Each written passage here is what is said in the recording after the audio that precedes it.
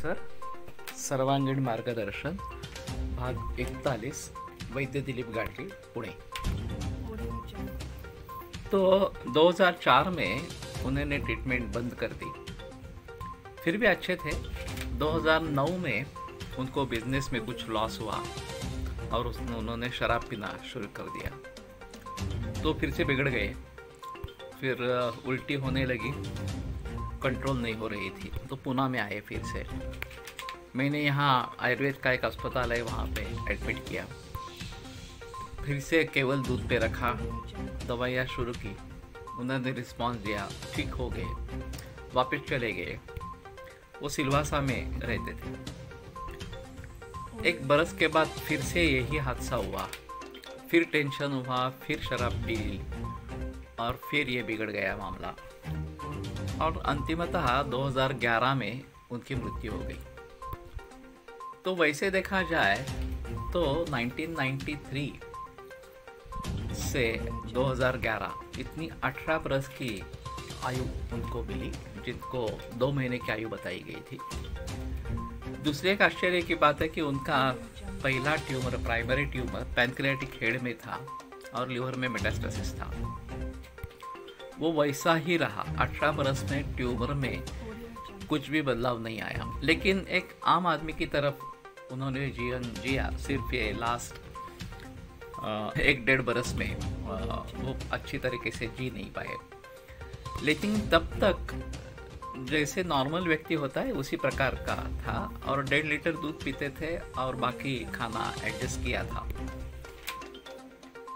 तो जब ये किसी को बताई जाती है, खास करके डॉक्टरों को, तो उनकी पहली रिएक्शन होती है कैंसर का क्या हुआ। और जब मैं बताता हूँ कि नहीं, वो तो ट्यूमर वैसा ही था, उसमें कुछ परिवर्तन नहीं आया, तो बोलते हैं कि क्या उसका मतलब है फायदा है। कैंसर में कुछ फायदा नहीं हुआ है इस प्रकार से। तो मैं बताता हूँ, क्या आपको 15 दिन के बजाय 2 बरस की आयु मिली है, 18 बरस की आयु मिली है, उसका कोई संबंध नहीं है। हमारा मकसद क्या है? रोगी अच्छा हो जाए, अच्छे तरीके से जिए, ये हमारा मकसद है, या कैंसर को हमने मिटा दिया, ये हमारा मकसद है। और कैंसर को मिटा देने के साथ हम भी मिट गए तो भी हमें चाहिए, तो भी ठीक है, ऐसा हमारा कहना है। ये बड़ा अजीब लॉजिक है इस प्रकार से। तो कहने का तात्पर्य अर्थ ये है कि इसमें दोनों पौरुष और दैव, ये दोनों भी कारण हैं। जब 1993 में उनको ये सलाह मिली थी कि विद सर्जरी विद केमो 2 महीने का लाइफ है, तो उनके रिश्ते में जो ऑन्को सर्जन थे, जिन्होंने सलाह दे दी कि आप एलोपैथी में जाइए ही मत, आप सिर्फ आयुर्वेद या होम्योपैथी करेंगे। ये भी एक दैव का हिस्सा है, इस प्रकार का मार्गदर्शन पाना उस अवस्था में। जिन्होंने उसको फॉलो किया और 2009 तक कोई नौबत नहीं आई वास्तव में। 2009 में भी अगर ये स्ट्रेस नहीं होता और अगर वो शराब नहीं पीते तो शायद कुछ नहीं होता, वो ऐसे ही जी सकते थे। जबकि उन्होंने 2004 में ट्रीटमेंट बंद कर दी थी। ये एक गलती थी। इस प्रकार से कैंसर रिपीट हो जाता है, ये तो बहुत सारे लोगों में पाया गया है।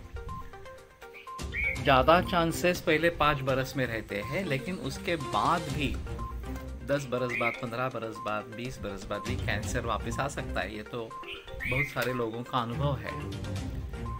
और वैसे देखा जाए तो अगर कारण होता रहेगा तो कार्य होता ही रहेगा। अगर इस प्रकार का शराब पीना वगैरह ये कारण होगा, तो उसका जो कार्य है, उसका जो नतीजा है, होने ही वाला है।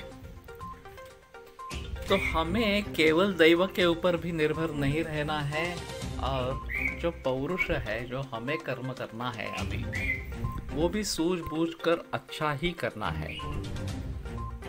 इस प्रकार से नहीं करना कि मैं दवा नहीं लूँगा या मैं परहेज नहीं रखूँगा। जनरली ऐसा हो जाता है कि जब लोग दवा छोड़ते हैं तो परहेज भी छोड़ देते हैं। उनकी एक कल्पना ऐसी रहती है कि जो भी काम होने वाला है वो औषधों से होने वाला है, परहेज का उसमें कोई रोल नहीं है। ये बिल्कुल गलत इस प्रकार की बात है। पथ्ये सति गदार्थस्य किमौषध निषेवणी, अगर पथ्य ले रहा है तो औषध लेने की ज़रूरत क्या? पथ्ये सति गतार्थस्य किम औषधं सेवने, और परहेज नहीं है तो औषध से मतलब क्या, औषध से फ़ायदा क्या?